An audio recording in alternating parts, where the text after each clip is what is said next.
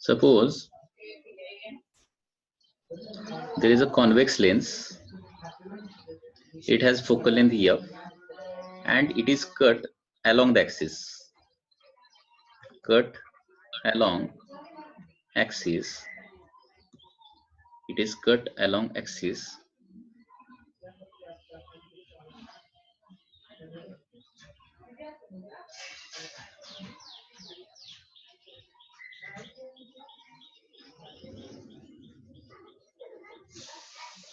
And the two parts are now placed like this in contact.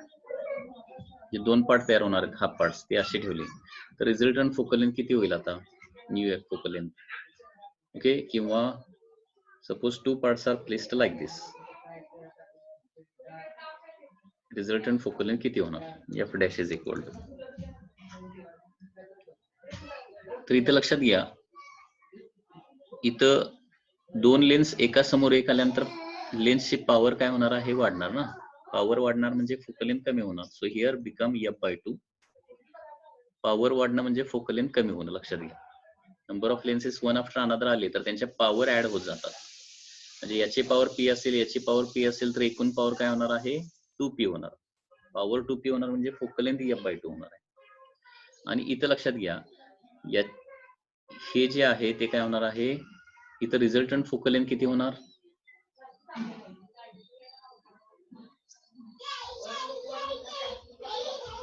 if these two are placed in contact it will become infinity okay it acts like this prism combination हे बघा दोन prism same refractive index चे identical असतील आणि ते आपण one after another या पद्धतीने ठेवले तर it acts like a glass slab प्रमाणे ऍक्ट होणार ना आणि ग्लास स्लॅब मध्ये पॅरल बीम इन्सिडेंट केला तर पॅरल बीमच इमिट होणार ओके म्हणजे याच्यावर पॅरल बीम इन्सिडेंट केला तर काय होणार आहे पॅरल बीम म्हणूनच ते इमिट होणार आहे लक्षात घ्या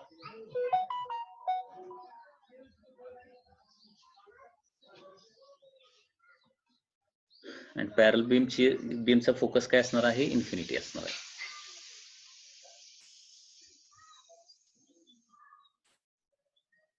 सपोज परत एक क्वेश्चन विचारला असा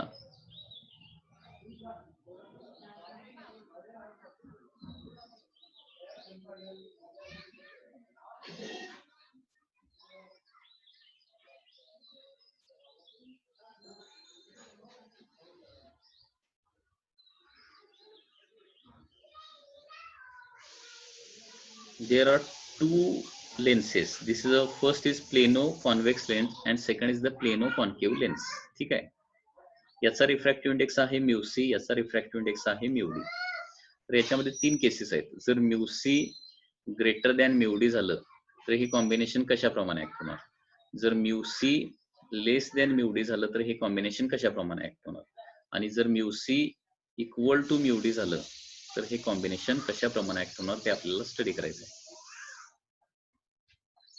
ओके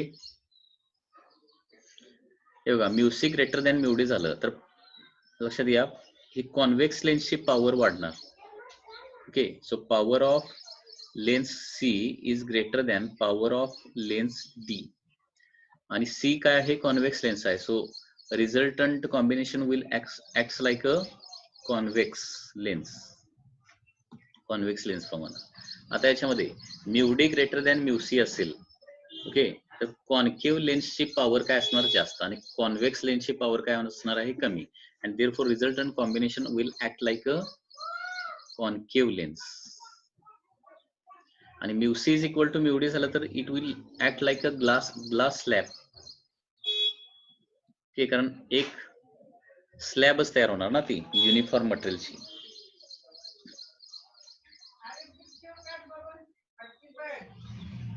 ओके तर या पद्धतीने हा पार्ट आहे आपला याच्या पुढचा पार्ट जो असणार आहे that is the optical instruments okay लेन्सचा पार्ट आपला जो आहे तो इथं आपला संपलेला आहे next we are going to study optical instrument हा पार्ट खूप महत्वाचा आहे कारण नीट आणि जेईला ऑप्टिकल इन्स्ट्रुमेंटवर खूप क्वेश्चन्स आलेले आहेत आणि खूप क्वेश्चन विचारले जातात ऑप्टिकल इन्स्ट्रुमेंट्स तर तो आपल्याला पार्ट आपल्याला आता स्टडी करायचा ऑप्टिकल इन्स्ट्रुमेंट्स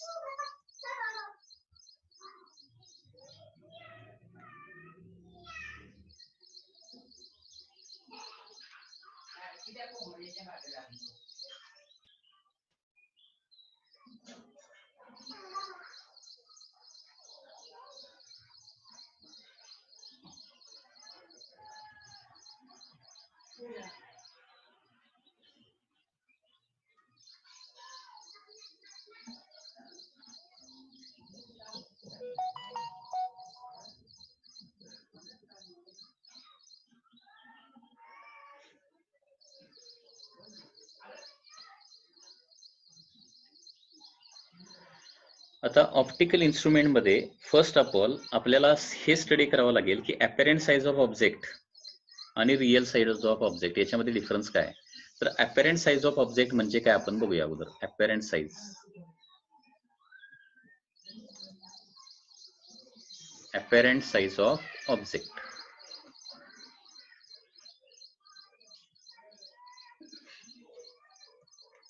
ओके, तर अपॅरंट साईज ऑफ ऑब्जेक्ट म्हणजे काय. The size of object that appears to human I.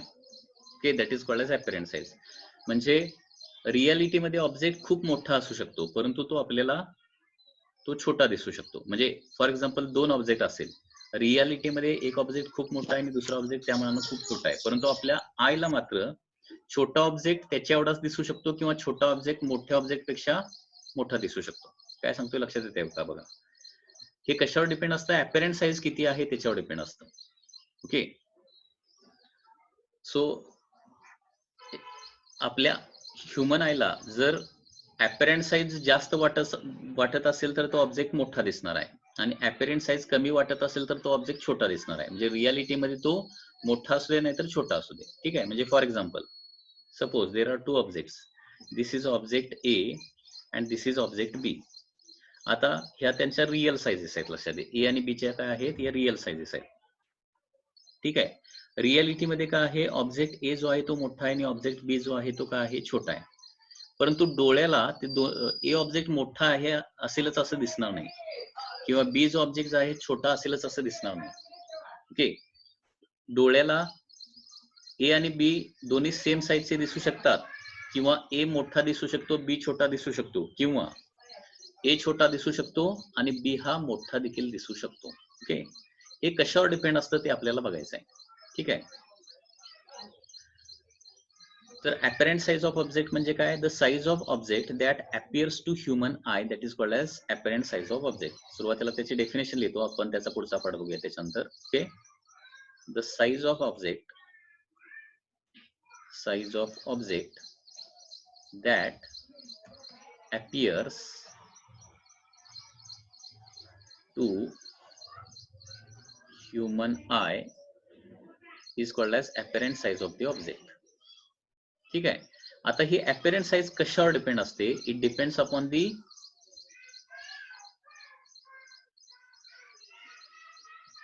it depends upon the size of image on retina.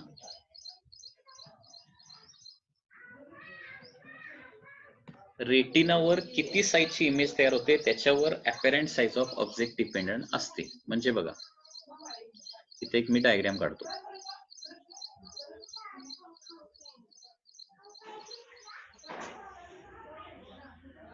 So this is human eye, this is eye lens.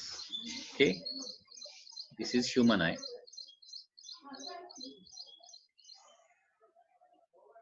आणि बघा, याच्यामध्ये दोन object आहेत. This is the first object and this is second object. ठीक आहे.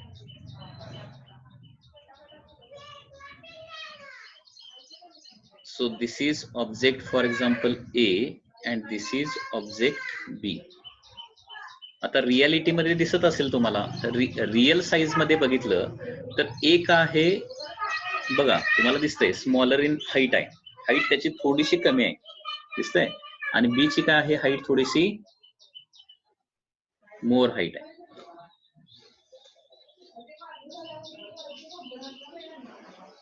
ठीक आहे. आता या डोळ्याला याच्यामध्ये ए हा ऑब्जेक्ट मोठा दिसतोय आणि बी हा छोटा दिसतोय का, याचं रिझन लक्षात घ्या. ए ची इमेज जी रेटिनावर तयार होणार आहे ती एवढी तयार होणार आहे.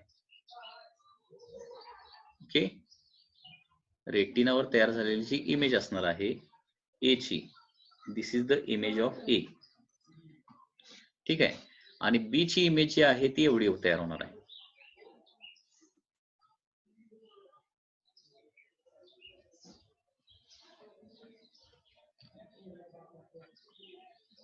So this is image of B. बघा आता रेटिनावर कुणाची इमेज मोठी तयार झालेली आहे? ए ची इमेज जी आहे ती मोठी तयार झालेली आहे आणि बी ची इमेज मात्र रेटिनावर छोटी तयार झालेली आहे. त्याच्यामुळे आपल्याला जाणवताना ए हा काय दिसणार आहे? अपॅरंट साईज काय होणार आहे? A will be larger in size, larger in height, आणि बी जो आहे तो स्मॉलर इन हाईट दिसणार आहे. म्हणजे रियालिटी मध्ये बघा ए हा स्मॉलर आहे आणि बी हा लार्जर आहे. आणि आपल्याला हा जो आय आहे त्या आय ला जाणवताना ए हा लार्जर जाणवणार, कारण रेटिनावर त्याची इमेज मोठी तयार झालेली आहे आणि बी ची इमेज जी आहे ती रेटिनावर छोटी तयार झालेली आहे. आता पुन्हा एक महत्वाची इथं गोष्ट काय बघा, रेटिनावर जी काही इमेज तयार होते, रेटिनावर तयार झालेली इमेज ही कशावर डिपेंड असणार बघा? ही या अँगलवर डिपेंड असणार. This angle is alpha, this angle is alpha. Okay, हा अँगल म्हणजे काय येणार आहे? इथला अँगल येणार आहे, म्हणजे याला अल्फा 2 म्हणूया, याला alpha 1. This is alpha 1 and this is alpha 2. ठीक आहे, म्हणजे थोडक्यात इथं काय झालंय बघा, alpha 1 is greater than alpha 2 आहे आणि म्हणून काय झाले, image of A is greater than image of B झालेली आहे. आता हा अल्फा अँगल म्हणजे काय? अँगल अल्फा अँगल म्हणजे याला काय म्हटलं जातं? व्हिज्युअल अँगल असं म्हटलं जातं. This is called as visual angle. Visual angle म्हणजेच काय असतं? It is angle subtended by object at eye. Okay, alpha म्हणजे काय लक्षात आलं का बघा? ऑब्जेक्टनं डोळ्याबरोबर जो काय अँगल केलाय त्याला काय म्हणायचं? Visual angle. म्हणजे ही अपॅरंट साईज जी आहे ती कशावर डिपेंड असते? रेटिनावर किती साईजची इमेज तयार झाली त्याच्यावर डिपेंड असते. म्हणजेच कशावर डिपेंड असते? अल्फावर डिपेंडंट असते. हे मी काय सांगतोय लक्षात येते का बघा? जर हा व्हिज्युअल अँगल जास्त असेल, मोठा असेल, तर ऑब्जेक्ट मोठा दिसणार आणि व्हिज्युअल अँगल छोटा असेल तर तो ऑब्जेक्ट आपल्याला छोटा अपीयर होणार आहे. रियालिटीमध्ये भलेही तो मोठा असेल. ओके, हे बघा पुन्हा एकदा,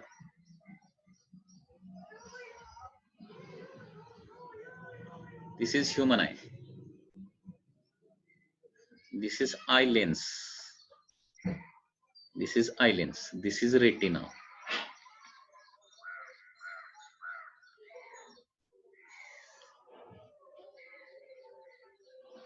okay,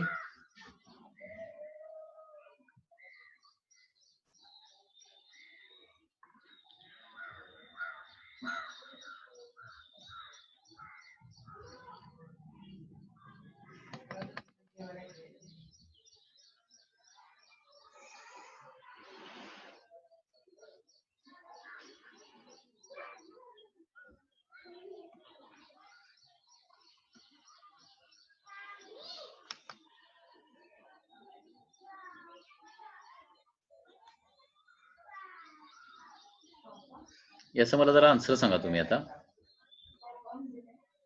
here there is a person P and here there is a certain building.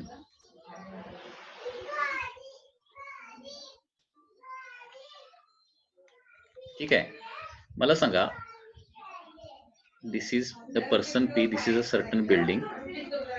Reality मध्ये कोण मोठा आहे? पर्सन मोठा आहे का बिल्डिंग मोठी आहे? बोला जा. रियालिटी मध्ये बिल्डिंग मोठी आहे, बरोबर. परंतु हा जो ह्युमन आय असेल किंवा हा कोणाचा ज्याचा डोळा असेल त्याला मात्र याचा हात कुठं दिसेल? त्याला त्या बिल्डिंगच्या एंडला दिसणार आहे, बरोबर आहे ना? म्हणजे थोडक्यात या पर्सनची हाईट आणि बिल्डिंगची हाईट दोन्ही काय दिसणार आहे? या ह्युमन आयला दोन्ही सेमच दिसणार, सेम हाईट, बरोबर आहे ना? कारण का या पर्सननं आय बरोबर केलेला अँगल आणि बिल्डिंगनं देखील आय बरोबर केलेला अँगल, हे दोन्ही व्हिज्युअल अँगल काय आहेत? तिथं सेमच आहेत. Visual angles are same. म्हणजे अनेक वेळा तुम्ही फोटो काढलेले असतील की ज्याच्यामध्ये फोटोमध्ये काय करताय, आपली हाईट किंवा आपला हात एखाद्या पर्टिक्युलर म्हणजे टोकाला, म्हणजे बिल्डिंगच्या टोकाला ऍडजस्ट केलेला त्याचा फोटो काढलेला तुम्ही बघितला. म्हणजे फोटोग्राफ मध्ये काय दिसतं, पर्सन आणि बिल्डिंग दोन्ही सेम हाईटचे दिसतात. तर हे कशामुळं होतं, आपण काय करतो त्या ठिकाणी हा व्हिज्युअल अँगल मॅच करत असतो, लक्षात घ्या, त्याच्यामुळे सेम दिसतं. म्हणजे थोडक्यात अपॅरंट साईज ऑफ द ऑब्जेक्ट म्हणजे डोळ्याला दिसणारी जी साईज आहे ती कशावर डिपेंड असते, व्हिज्युअल अँगलवर डिपेंड असते. व्हिज्युअल अँगल सेम असेल तर रेटिनावर तयार होणाऱ्या इमेजची साईज देखील काय असते, सेम असते. आणि त्याच्यामुळे दोन्ही ऑब्जेक्ट आपल्याला सेम साईजचे दिसतात. लक्षात आलं काय मी सांगतोय? तर ऑप्टिकल इन्स्ट्रुमेंट मध्ये हा पार्ट एक महत्वाचा आहे. ठीक आहे. मग आता लक्षात घ्या, एखादा ऑब्जेक्ट, पुन्हा एकदा हा ह्युमन आहे, ओके, हे तुम्ही बघितलेलं असेल. एकच ऑब्जेक्ट आहे, तो सुरुवातीला मी इथं ठेवला, नंतर इथं आणला, नंतर इथं आणला, तोच ऑब्जेक्ट आहे, ऑब्जेक्ट ए अँड ए. ठीक आहे. आता ऑब्जेक्ट कुठे ठेवल्यानंतर आपल्याला मोठा दिसेल, म्हणजे for example P Q R कुठल्या पोझिशनला ठेवल्यानंतर मोठा दिसेल, तोच ऑब्जेक्ट आहे. म्हणजे रियालिटीमध्ये त्या ऑब्जेक्टची साईज वाढवली का, नाहीये. ओके, आर पोझिशनला ठेवल्यानंतर ऑब्जेक्ट आपल्याला मोठा दिसणार, बरोबर आहे ना. आर पोझिशनला ठेवल्यानंतर मोठा का दिसणार, रिझन सांगायचं. Visual angle greater. हा, कारण आर या पोझिशनला अँगल बघा मोठा तयार होतोय, क्यू या पोझिशनला त्याच्यापेक्षा छोटा, आणि पी या पोझिशनला त्याच्यापेक्षा छोटा. कारण इथे इमेज, साईज ऑफ इमेज बघितली तर काय होणार आहे, रेटिनावर तयार होणारी इमेज कमी कमी होत जाणार, म्हणजे जवळ येईल तसं वाढत जाणार. सॉरी. ओके, सो आर पोझिशनला आल्यानंतर मोठा दिसतोय. म्हणजे कुठलाही ऑब्जेक्ट दूरवर असेल तर आपल्याला छोटा दिसतो, आणि जवळ आल्यानंतर तोच ऑब्जेक्ट आपल्याला मोठा दिसतो. याचं रिझन आहे रेटिनावरची इमेज मोठी तयार होते. आणि ते कशामुळे होतं, तर अँगल जो आहे तो वाढल्यामुळे. म्हणजे व्हिज्युअल अँगल वाढला तर तोच ऑब्जेक्ट छोटा पण दिसू शकतो, म्हणजे मोठा दिसतो व्हिज्युअल अँगल वाढला तर. ठीक आहे. आता एखादा ऑब्जेक्ट मोठा दिसण्यासाठी तो काय करावा लागेल, डोळ्याच्या जवळ जवळ जवळ आणावा लागेल. जवळ आणल्यानंतर व्हिज्युअल अँगल वाढतो आणि आपल्याला तो मोठा दिसतो, बरोबर आहे ना. मग आता डोळ्याच्या जास्तीत जास्त किती जवळ आणू शकतो त्याला देखील एक लिमिट आहे, लक्षात घ्या. आणि ते जे डिस्टन्स आहे त्याला काय म्हणतो आपण, that distance is called as DDV. ही कन्सेप्ट तुम्ही स्टडी केलेली असेल. डीडीव्ही म्हणजे काय असतं, distance of distinct vision. Distance of distinct vision. एखादा ऑब्जेक्ट डोळ्याच्या किती जवळ आणायचा आहे त्याला काहीतरी लिमिट आहे, त्या सर्टन लिमिटच्या आत आणू शकत नाही. कारण लक्षात घ्या, ज्यावेळी ऑब्जेक्ट जवळ येत असतो, हे बघा डोळ्याच्या बाबतीत डोळ्याची जी लेन्स आहे, हे बघा एक क्वेश्चन मला विचारायचा आहे, डोळ्याची जी लेन्स आहे ती कुठल्या टाईपची, कॉन्व्हेक्स लेन्स आहे. ठीक आहे. इथं आपण जो फॉर्म्युला वापरतोय 1/f is equal to 1/v minus 1/u, याच्यामधली कुठली गोष्ट कॉन्स्टंट आहे फॉर ह्युमन आहे, कुठली गोष्ट कॉन्स्टंट असेल, फोकल लेंथ कॉन्स्टंट असेल, यू कॉन्स्टंट असेल तर का व्ही कॉन्स्टंट असेल. आता ऑब्जेक्ट कंटिन्युअसली डोळ्याच्या जवळ आणायला लागलोय, म्हणजे याच्यातली कुठली गोष्ट, यू तर चेंज होणारच आहे, फी चेंज होते नाही, फी नाही चेंज होत. Fee is a constant for human आहे. कारण लेन्स पासून, लेन्सनं तयार केलेली इमेज ही रेटिनावरच तयार व्हायला पाहिजे, म्हणजे इमेज डिस्टन्स फिक्स्ड असणार आहे. मग आता यू फी फिक्स्ड आहे, यू चेंज व्हायला लागलं तर ऑटोमॅटिकली त्याच्यामुळे काय व्हायला पाहिजे, एफ चेंज व्हायला पाहिजे, बरोबर आहे ना. म्हणजे आपला डोळ्याची जी लेन्स आहे ती लक्षात घ्या, अशा प्रकारे लेन्स आहे की ज्याची फोकल लेंथ काय होते, ऍडजस्ट होते, चेंज होते. आणि ते फोकल लेंथ ऍडजस्ट कोण करतात, इथं असणारे सिलियरी मसल्स, म्हणजे लेन्सला पकडून ठेवणारे दोन्ही साईडला जे मसल्स असतात त्याला काय म्हणतो, सिलियरी मसल्स. आणि हे सिलियरी मसल्स काय करत असतात, लेन्सला कॉम्प्रेस किंवा रिलॅक्स करत असतात. लेन्सला कॉम्प्रेस केलं की जास्त अशी कॉन्व्हेक्स तयार होणार आहे, आणि लेन्सला रिलॅक्स केलं की ती काय होते, अशा प्रकारे थिकनेस त्याचा कमी होतो. Here focal length is more and here focal length is less. म्हणजे फोकल लेंथ ऍडजस्ट करायचं काम जे आहे ते कोण करत असतात, सिलेरी मसल करत असतात, so that image always forms at the same distance fee on the retina. ठीक आहे. आता ऑब्जेक्ट जवळ येईल तसं मला सांगा, लेन्सला कॉम्प्रेस करत असतील का रिलॅक्स करत असतील? कॉम्प्रेस. ठीक आहे. लेन्सला सिलेरी मसल जे आहे ते म्हणजे ऑब्जेक्ट जवळ येईल तसं फोकल लेंथ चेंज व्हायला पाहिजे. फोकल लेंथ चेंज होण्यासाठी त्याला कॉम्प्रेस करावं लागेल, परंतु कॉम्प्रेस करत करत करत एका सर्टन लिमिटच्या पेक्षा जास्त आपण कॉम्प्रेस करू शकत नाही. त्याच्यापेक्षा जास्त कॉम्प्रेस करायचा प्रयत्न केला तर डोळ्यामध्ये पेन्स निर्माण व्हायला चालू होतात किंवा त्याच्या पुढे ती कॉम्प्रेस होऊ शकत नाही. ओके. आणि त्याच्यामुळे एखादा ऑब्जेक्ट डोळ्याच्या जवळ आणल्यानंतर एका सर्टन डिस्टन्स पर्यंत आपल्याला तो क्लिअर दिसतो.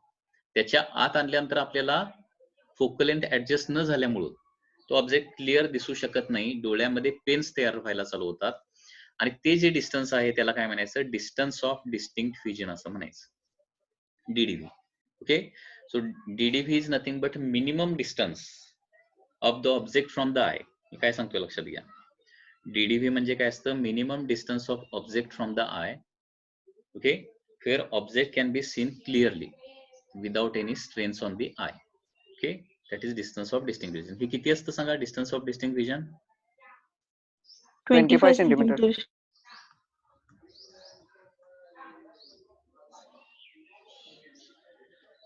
So that is from 9 centimeter to 40 centimeter असतं. It depends on the age. Age वर डिपेंड असतं. For child it is 9 centimeter, 8 to 9 centimeter असतं. And for old person it is 40 centimeter. And for normal young person it is 25 centimeter. हे लक्षात ठेवा. So as नुसार change होतं. म्हणजे लहान मुलं डोळ्याच्या अगदी जवळ एखादा ऑब्जेक्ट घेऊन ते बघू शकतात. ओके. कारण त्यांचं डीडीव्ही कमी असतं. ओल्ड पर्सनचं डीडीव्ही 40 सेंटीमीटर पर्यंत असतं आणि नॉर्मल यंग पर्सनचं जे डीडीव्ही आहे ते किती असतं? 25 सेंटीमीटर असतं. हे लक्षात ठेवायचं. ठीक आहे. आजचा सेशन आपण इथं सेंड करतोय. आपण उद्याच्या सेशनला भेटूया. ओके. Good day. बाय. आणि सगळ्यात महत्वाची गोष्ट, अजूनही काही स्टुडंट लेक्चरच्या दरम्यान डिस्कशन करताना दिसत नाहीत. डिस्कशन म्हणजे काय? जे काय आपलं चालू आहे त्याच्यामध्ये आन्सर देणं वगैरे वगैरे, हे डिस्कशन करायला पाहिजे. तरच ते मला पण जरा शिकवल्यासारखं वाटेल आणि तुम्हाला पण काहीतरी कळल्यासारखं वाटेल. नाहीतर काय उपयोग नाही त्याचा. ठीक आहे. तर ज्यावेळी मी क्वेश्चन विचारत असतोय त्यावेळी आन्सर द्या, किंवा काही डाऊट्स येत असतील तर डाऊट विचारा, रिपीट करायला सांगा. ओके. तुमच्याकडून फीडबॅक आला पाहिजे. ओके. ऑप्टिकल इन्स्ट्रुमेंटचा पार्ट आता चालू झालेला आणि हा पार्ट खूप इम्पॉर्टंट आहे, लक्षात घ्या. ओके. त्याच्यामुळे व्यवस्थित लक्ष द्या. ओके. So good day.